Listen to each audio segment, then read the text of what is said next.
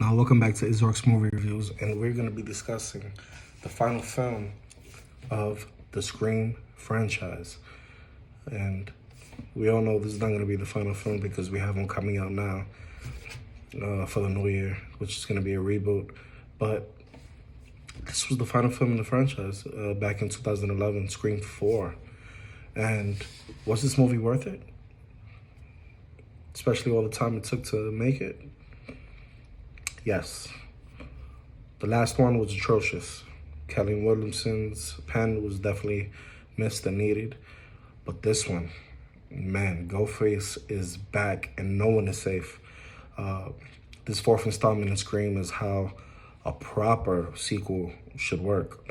This movie pays homage to the original but adds some new elements and fresh cannon fodder to the franchise.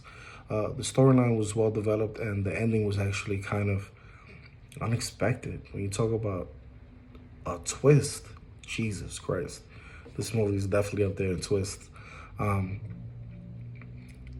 It basically is a funny, bloody, and violent movie. It's a great sequel. Just a little premise without spoiling anything. It's been 10 years since Sidney Prescott fought the last Ghostface killer. She returns to her home to promote a book she wrote about surviving those Woodsboro massacres, right? And dealing with the attacks that ultimately left a lot of her friends dead. Her old friends, Dewey and Gail, are married and they still live in town. Sydney stays at her niece's, played by Emma Roberts. Her name is Joe Roberts in the movie. Sydney stays at her place. And Ghostface attacks and threatens Sydney, Jill, and her two friends. And that's basically the premise of the movie. This movie has to be spoken, especially with the original. These two movies were very impressive.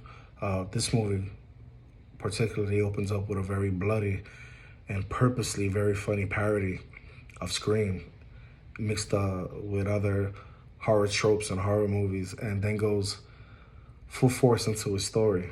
It moves quickly, and it's easily the bloodiest of the Scream movies thus far, with a huge body count. The dialogue is sharp, it's witty, the violence bloody and frightening, and for the most part, the acting is solid. The acting is really good in this one. The script goes creating out of control at the end, but Wes Craven movies are all like that, right? They're all goofy, wacky, serious, and very gory at the same time. The acting in this, starting with Campbell, Cox, Arquette, are great. They actually came to play in this one, unlike in part 3.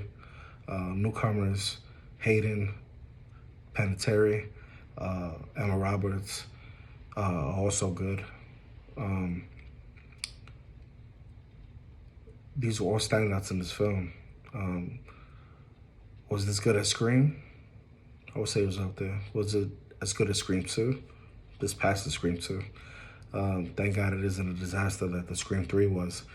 I give this movie a solid 8. I got a good laugh, especially out of the pictorial credits for Stab. When you really pay attention, you're gonna know exactly what I'm talking about. This movie was particularly big fan. So this movie was definitely dedicated to people like us, people like me. It's very self-aware. I love the way they take the meta approach. The quoting of genre classics was really getting old, but in this movie they tend to refresh it. Things get off to a deliberately ridiculous, supposedly clever start, and I love that. These characters stand out. You know, Dewey isn't as goofy as he is usually in the movies. The hilarity is utterly absurd. The ending in this movie is the best part, where you have characters who remain in the fighting shape despite sustaining serious wounds. sadly, the last film for the celebrated director was Craven, who passed away 4 years after the movie. This was definitely his last film, and it was definitely worth delivering because for the Die Hard series fans of this film, they're gonna walk out very, very amused, very satisfied. And this is definitely one of those movies where you gotta go and check it out for yourself. This was definitely a performance you need to go see. This gave us hope that there'll finally be more sequels. Unfortunately, it took 11 years to make this one. And now going into 2022, you know, it's maybe another 11, 12 years to make another sequel. Hopefully it's as good as part 4, the one coming on. So definitely enjoyed this movie. Definitely it's worth the watch. Go check it out. And if you liked this video, hit that like button, hit that notification bell, and please subscribe to the next one.